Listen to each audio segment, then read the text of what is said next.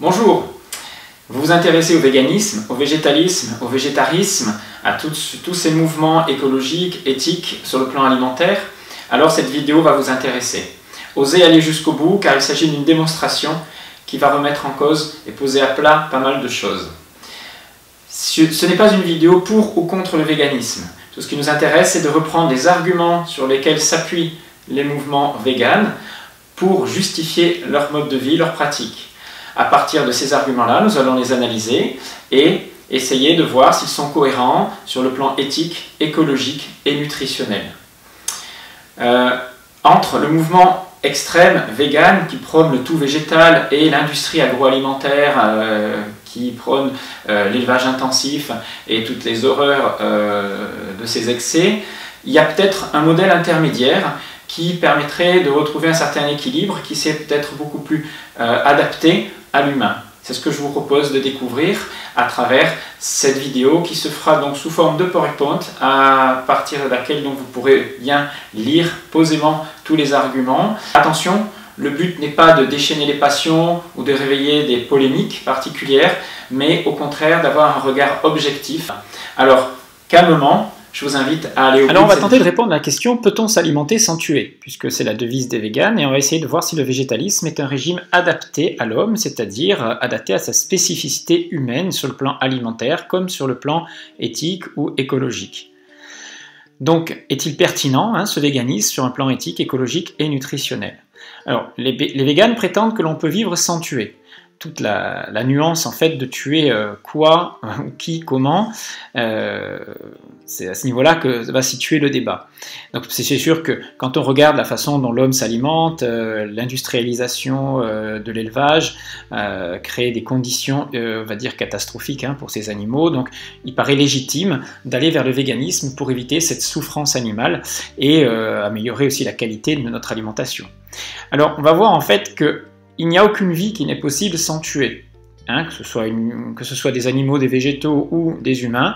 La vie n'est possible que en consommant des aliments ou des espèces vivantes. Sur le plan éthique, le végétalisme nous explique que le fait de manger de la plante va respecter le cycle de la nature. Mais lorsque l'on consomme un végétal, en particulier un fruit, que les animaux consomment des fruits, alors on devrait copier ces animaux qui consomment des fruits, ils rejettent la graine dans la nature, de permettre à cette graine de redevenir, on va dire, une plante, et d'entretenir le cycle de la vie. Mais le problème, c'est que les humains ne replantent pas les graines. Vous, quand vous consommez du végétal, quand vous consommez un fruit à coque avec des graines, ces graines vont repartir non pas dans la nature, mais dans votre poubelle ou votre compost, et la graine ne pourra pas se reproduire. Donc on ne respecte pas l'objectif de la plante qui est la reproduction. L'objectif du fruit, c'est la graine. Et l'arbre dépense énormément d'énergie pour produire des fibres, du sucre, pour assurer la pérennité, sa propre pérennité. Donc nous nous emparons de la progéniture, c'est-à-dire du bébé, si vous voulez, de la graine et du cocon sucré, et nous le détruisons.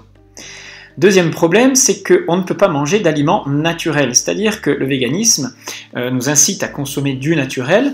Bien sûr qu'on va consommer du plus bio possible, du provenant de la nature, mais tous les végétaux, que ce soit des légumes, que ce soit des fruits ou que ce soit des cultures de céréales ou de légumineuses, ne proviennent que de la culture, c'est-à-dire l'agriculture, qui est en fait une forme de modification qui a été réalisée de décennie en décennie au niveau génétique sur les plantes.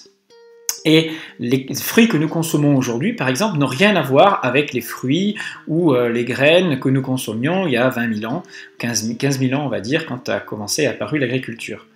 Donc tous les fruits ancestraux sont immangeables. Il faut bien savoir que si on goûtait un fruit issu de plantes tropicales d'il y a 10 000 ans, ça serait tellement amer ou acide qu'on ne pourrait pas le consommer.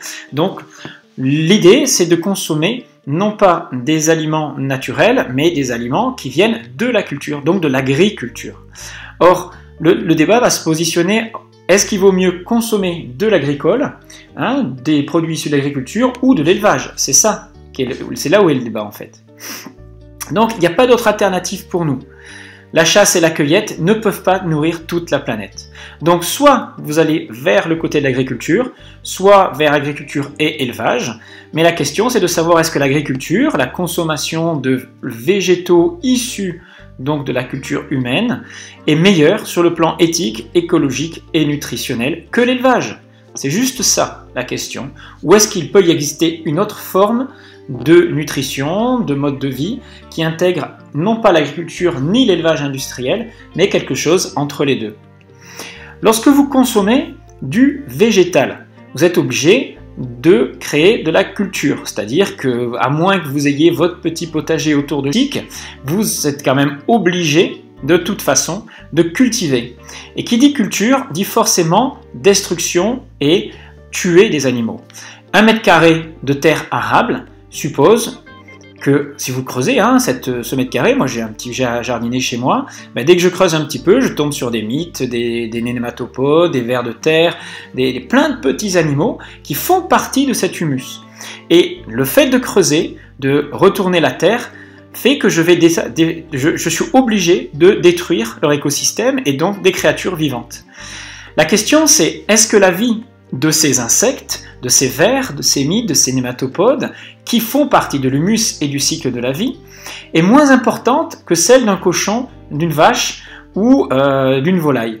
Parce que, en réalité, les véganes, leur argument, c'est « je ne mangerai pas tout ce qui a une mère et un visage ». Cela signifie qu'il y a certains animaux qui comptent pour eux, dont la souffrance est insupportable. Par contre, d'autres animaux qui leur ressemblent moins, qui nous ressemblent moins, alors c'est par rapport à des critères qui sont très subjectifs, qui sont très choisis par anthropomorphisme, que l'on sélectionne les animaux qui méritent de vivre et d'autres qui méritent de mourir. En gros, vous avez 3 critères qui définissent les animaux pris en considération par les défenseurs des animaux. Prend-il soin de ses petits? Les traits de son visage sont-ils reconnaissables et exprime-t-il sa douleur? Le dernier critère étant souvent celui qui oriente nos choix alimentaires. Le problème, c'est que ces critères sont très arbitraires et basés sur l'anthropomorphisme. Je vous ai mis des photos d'un criquet qui a une patte en moins ici, de limaces qui ont été détruites et tuées parce qu'elles s'attaquaient aux cultures végétales. En réalité, tous les animaux méritent de vivre. Si on est attentif à la souffrance animale, au bien-être de l'animal, vous ne pouvez pas faire la différence entre la vie d'un criquet qui s'occupe très bien de ses petits, d'un ver de terre ou d'une limace qui se bat pour vivre et survivre dans son environnement de la même façon qu'un cochon, qu'un singe ou qu'un poulet. Il n'y a aucune différence sur le plan éthique, c'est-à-dire sur le plan, on va dire, de leur fonctionnement. Tous les animaux sur Terre doivent être considérés les uns à égalité avec les autres, et nous n'avons pas plus d'importance qu'eux non plus. Lincoln empêchait les enfants d'écraser les fourmis dans la cour de création, affirmant que la vie d'une fourmi était aussi douce pour elle que la nôtre n'est pour nous. Ça veut dire que on ne peut pas dire que un animal a moins de valeur qu'un autre parce qu'il est plus petit, ou alors parce qu'on ne voit pas sa souffrance. C'est juste ça, en fait, la différence. Mais la souffrance d'un animal, elle existe. Quand vous imaginez que pour cultiver un champ de blé, un champ de végétaux, n'importe lequel, que ce soit du quinoa ou du sarrasin, etc., vous êtes obligé de détruire déjà un peu d'écosystème, parce que le végétalisme ne pourra survivre, ne peut s'établir et ne pourra permettre de faire la population entière qu'à condition qu'il y ait suffisamment de cultures. Ces cultures sont des cultures annuelles. Ce sont des cultures basées sur l'exploitation des terres, la désertification, la déforestation et l'épuisement des terres, de la même façon que pour faire de la culture pour nourrir les bêtes. C'est exactement la même chose. On verra que peut-être qu'il faut moins d'hectares de terre pour produire certaines quantités de céréales suffisantes pour nourrir l'homme par rapport à l'élevage, mais en termes d'irrigation, d'épuisement de la terre, on est obligé d'assécher les zones humides, on est obligé quand même d'aller vers la perte de biodiversité.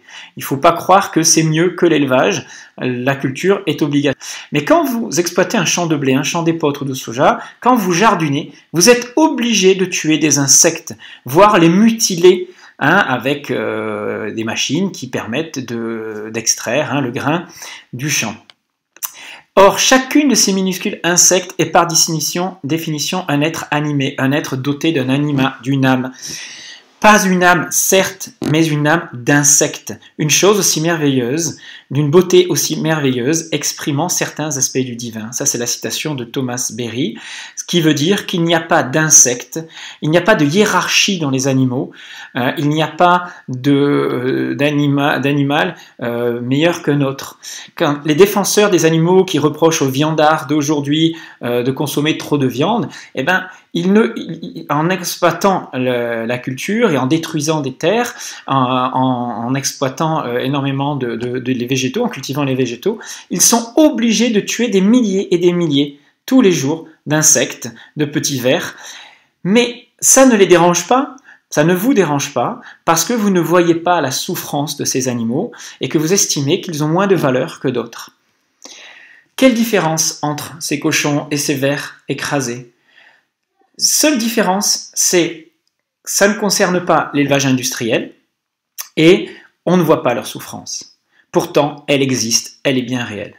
Alors, le véganisme est moral en soi, tu ne tueras point. Mais on prend comme modèle la nature. La nature n'est pas un modèle de référence par rapport à cette éthique. La nature est par définition ni morale ni amorale, elle est amorale par définition, c'est-à-dire que la seule chose qui intéresse un animal ou un végétal, c'est sa survie. Ça ne veut pas dire qu'on doit faire souffrir les animaux n'importe comment, mais prendre la nature comme point de référence n'est pas, on va dire, idéal d'un point de vue éthique, puisque la nature n'a pas de morale par définition. Par contre, dire aussi que la violence et la souffrance n'est pas quelque chose de naturel, qu'on doit épargner dans la nature, qui n'existe pas dans la nature, c'est aussi faux. Vous avez déjà vu un ours tuer un saumon, une lion tuer une gazelle, ou une araignée manger un insecte. Ces animaux-là ne meurent pas de leur belle mort. La violence est nécessaire pour la survie des espèces sur la planète. Donc, prendre la nature comme modèle de référence, c'est intéressant par le fait qu'on laisse les animaux vivre dans leur milieu naturel, avec une vie normale. Par contre, ce qui est inacceptable pour nous, et ça c'est vrai, c'est la souffrance qu'on leur inflige pendant toute une vie. C'est réduire l'animal à l'état de viande. Mais si vous prenez l'animal comme modèle de référence, dans la nature, que vous pensez, parce que vous dites, voilà, eux respectent la nature, eux se respectent entre eux, c'est pas du tout vrai. Quel est l'animal qui fait le plus de victimes sur la planète? Eh ben non, c'est pas l'homme, c'est le chat. C'est le chat qui tue le plus d'animaux, c'est-à-dire que quand vous adoptez un chat, quand vous sauvez un chat, eh bien, vous êtes responsable d'un génocide sur la planète par rapport aux souris, aux mulots, à d'autres animaux, qui pour vous ont peut-être moins d'importance, mais qui a le droit de juger, de dire qu'un mulot a moins de droit de vivre qu'une vache, qu'un cochon ou qu'une volaille. Alors, bien sûr, les animaux sont aussi doués de courage, de sacrifice, d'amour. Les baleines portent leurs malades sur la surface. C'est d'ailleurs ça qui émeut nos esprits, qui nous marque le plus. Quand un éléphant vient accompagner un de ses congénères dans la mort et qu'il semble pleurer, cela nous émeut parce qu'il y a une forme d'anthropomorphisme.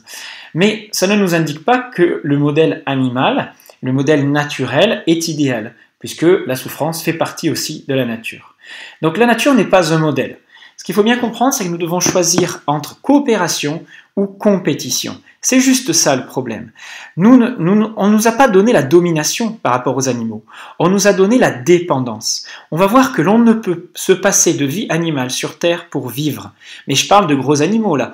Bien sûr que les petits animaux font partie de l'humus, que ce soit de la bactérie au ver jusqu'au cheval, tous ces animaux sont importants et nous ne faisons partie que du même écosystème qu'eux. Donc, dire que nous devons exploiter l'animal, bien sûr, c'est une ânerie. Par contre, nous avons besoin d'eux pour notre survie. Nous faisons partie comme eux de la chaîne animale, et c'est cette coopération qui nous permettra de survivre. Alors, un petit détour par rapport aux plantes. Les véganes, les végétaliens expliquent qu'ils ne consomment pas de produits animaux parce que les animaux sont des êtres sensibles, à la différence des végétaux qui, eux, ne ressentent pas, qui n'éprouvent pas et qui ne souffrent pas. L'argument, en fait, est fallacieux. Quel droit avons-nous de planter des tomates, sachant qu'elles seront mortes de froid en septembre, alors que normalement elles peuvent vivre pendant 10 ans sous les tropiques? On élève des êtres végétaux, puisque ce sont des êtres vivants, on va voir, comme on élève des animaux en batterie. Quand vous faites de la culture, vous replantez une plante dans un environnement qui n'est pas le sien, vous la boostez avec des engrais, alors bien sûr des fois c'est une culture bio, mais la plante n'est pas une plante sauvage, elle reste exploitée et produite pour être mangée, exactement comme l'animal dans l'industrie, dans l'élevage. Donc nous faisons exactement la même chose avec les végétaux que ce que nous faisons avec les animaux. Alors, est-ce que les plantes ressentent? Je ne mangerai aucun aliment qui a une mère ou un visage, mais tout être vivant a une mère. De plus, en quoi le fait d'avoir un visage définit ce qui est important ou pas? Les graines sont des êtres vivants qui veulent vivre, et certaines d'elles peuvent germer même des dizaines, des centaines, des milliers d'années après avoir été en sommeil. Si ce n'est pas une preuve de volonté de survie de la plante. Mais ce qu'il y a de plus extraordinaire, c'est que ces plantes, elles se défendent, elles croissent, elles se reproduisent, elles savent communiquer entre elles pour une seule chose, leur survie. Et elles sont même douées de sacrifices. Donc, considérer une plante comme un être inférieur par rapport à un animal, c'est ne pas considérer une forme d'intelligence et de sensibilité de ces plantes. Je vais vous expliquer. Il existe dans la nature des acacias qui se font manger par le koudou, c'est une forme d'antilope qui, dans le désert, se nourrissent de ses feuilles. Mais l'acacia, lui, il ne veut pas mourir, pas plus que la bête.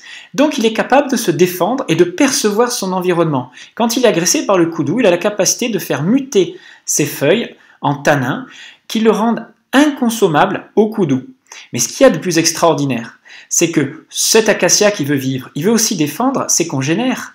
Et il suffit que le koudou migre juste après avoir commencé à consommer ces arbres-là, pour que les arbres à 10-20 km de là soient déjà informés de la venue des koudous. Ils ont déjà, au moment de leur venue, muté dans leurs feuilles en produisant suffisamment de tanins. En réalité, ce qui se passe, c'est que les arbres qui ont été agressés, qui veulent survivre, envoient par des phéromones ou d'autres messages, on ne sait pas exactement comment, des informations à d'autres végétaux de leurs mêmes espèces, pour qu'ils soient prévenus et qu'ils anticipent sur l'agression. Si ce n'est pas une preuve de défense et de sensibilité vis-à-vis de leur environnement, alors qu'est-ce que c'est? Ça s'appelle une intelligence de survie, tout simplement. Les haricots rouges de Lima sécrètent aussi des substances chimiques quand elles sont attaquées par des araignées pour ne pas se faire bouffer. Lorsqu'un animal se frotte contre une plante, la plante se raidit, transmet une information de raidissement à ses congénères proches d'elle, et l'adaptation se fait pour se protéger de l'agression. Les plantes émettent des signaux même entre les espèces, c'est-à-dire qu'un chou qui est agressé par une mouche spéciale qui est capable de le détruire pour pouvoir se reproduire à l'intérieur du chou, ce chou est capable d'émettre un signal, des vibrations, des phéromones, on ne sait pas exactement comment, qui dit à une guêpe qui est autour de ce chou d'être attirée à l'intérieur, et ce qui est particulier, c'est que ces guêpes sont les prédateurs de cette mouche. C'est-à-dire que le chou est capable d'émettre des vibrations envers une autre espèce pour se protéger d'un autre animal. C'est extraordinaire, mais ça vous prouve qu'il y a chez le végétal aussi une intelligence pour la survie, que ces végétaux comme les animaux ne veulent pas mourir et se défendent. Ils sécrètent des antibiotiques, des antifongiques, des antimicrobiens qui leur permettent de s'adapter. Donc considérer le végétal comme inférieur à l'animal par rapport à son intelligence, à son ressenti, à son manque de sensibilité, c'est une hérésie. D'autre part, les végétaux, comme les animaux, sont capables d'entraide. Lorsqu'un arbre est écorcé, s'il est isolé, il va mourir. Le même arbre, entouré par sa communauté, survivra. Ses congénères lui enverront du carbone, du phosphore, par l'intermédiaire de leurs racines, pour sa guérison. En quoi est-ce différent des baleines qui portent leurs proches, leur bébé ou un proche malade, à la surface quand il est blessé? Il n'y en a aucune. Il n'y a pas de différence par rapport à la vie entre le végétal, l'animal et l'homme. D'accord? L'homme qui est un animal. Nous sommes tous régis par les mêmes lois de la nature, nous cherchons tous à nous maintenir en vie, tous les êtres vivants sont sur le même pied d'égalité, nous faisons partie tous d'un même écosystème. L'homme n'est pas au sommet de la pyramide, pas du tout. On se considère au sommet de la pyramide en exploitant les autres espèces, mais on sait très bien que on fait partie d'un ensemble et que si on continue d'exploiter la planète comme ça, c'est voué à l'échec. Voilà pour cette première partie. On va passer maintenant donc à la deuxième partie et la troisième, bien sûr, sur le végétalisme. Est-il sur le plan écologique une solution?